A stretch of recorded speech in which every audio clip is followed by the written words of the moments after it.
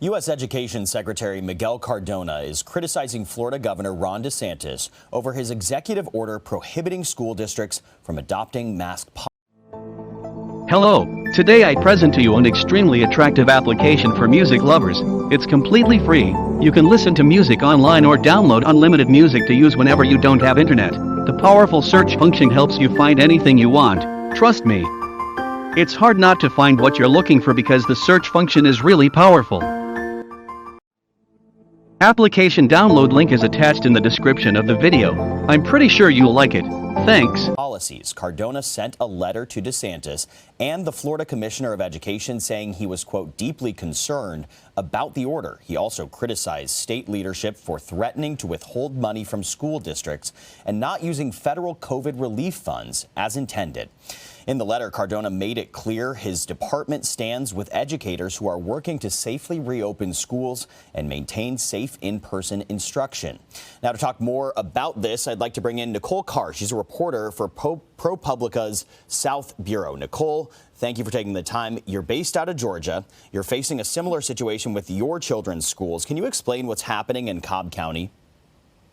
Yeah, well, Cobb County is one of the few districts here in the core metro Atlanta area that did not reinstate the mask mandate as we began to see high transmission in our community. And as the public health officials from the state's top doctor on down to the county health director said that kids needed to be masked in the schools considering our transmission rates and what we were dealing with here.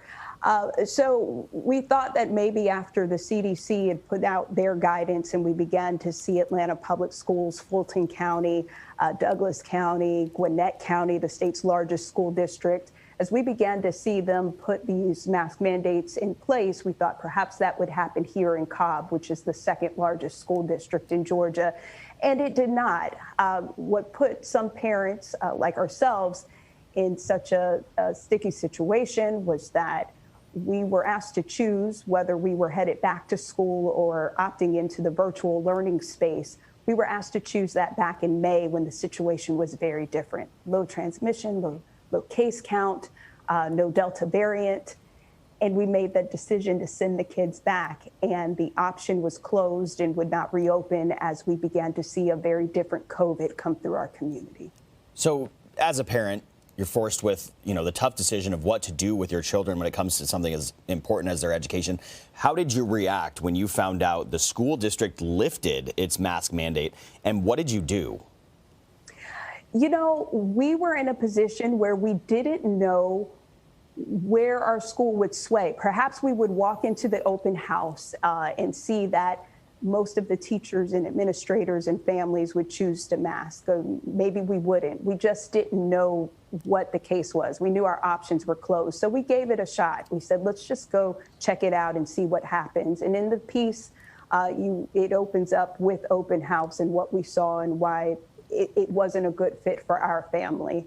Not only because we didn't see enough masking and we were not comfortable with that, but because there was a policy in place that no one was to ask one way or another about the choices, the personal choices that people were making, from the teachers on down to the families. And so that was made clear that this was non-negotiable. We're not talking about it, but also that this virtual option was closed. And so that's when I had to kick it into high gear to find an alternate solution for the kids and luck up on lottery spots and move them. But it was tough. You've introduced them to this. They want to get back to school. Our kids hadn't been back since March 2020. Wow. You want them back in that space, but the space has to come with conditions for many families.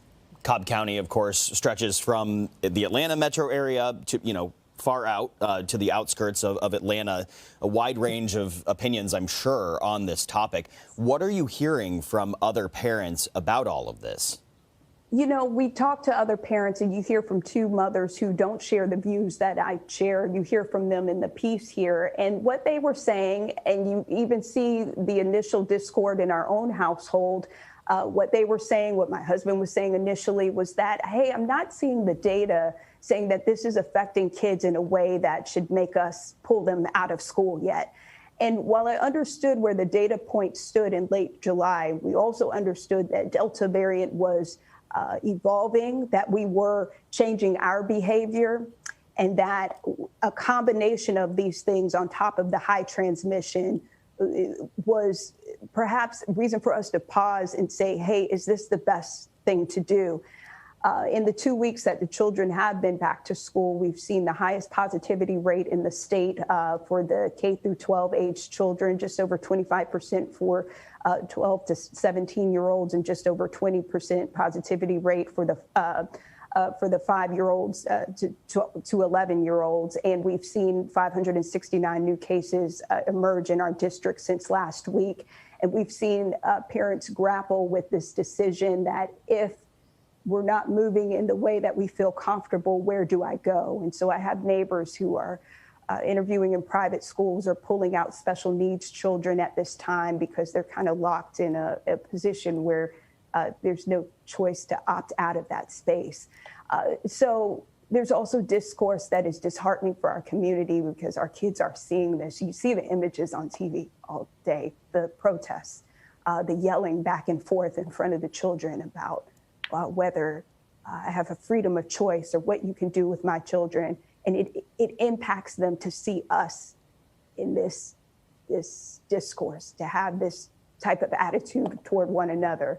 So it's even beyond the school space. It's like what's happening with my parents, my neighbors, and how we handle this and move forward. Yeah, certainly it's important to remember that at the center of this are kids, and kids potentially without a choice whether or not to get vaccinated. You know, they're at the core of all this. After the school year started, the district emailed parents about updating their COVID guidelines. Can you explain those changes, and do you as a parent feel that that's enough? Well, the update was that masks were now strongly encouraged, but still optional. And the update was really to the quarantine policy. The state's top doctor signed off on an order that allowed the school districts to craft their own quarantine policies outside of the CDC's recommendations if the point of exposure was at the school.